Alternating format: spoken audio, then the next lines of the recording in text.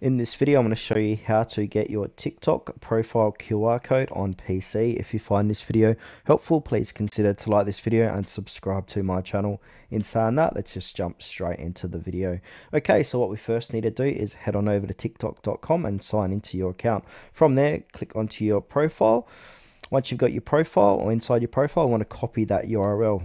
Now, once we've done that, we want to go ahead and open up a new tab and go to a site called qrcodegenerator.com. This is a great site to transform any URL into a QR code. So in particular, we're going to be using TikTok. So from here, I'm going to paste in the TikTok profile, and on the right hand side, this is the QR code. So if you scan your QR code, it's going to show you your profile. We can edit our QR code and make it look a bit better if you like. We can also change the shape and color. We can also change the logo if we like. I'll muck it around with that.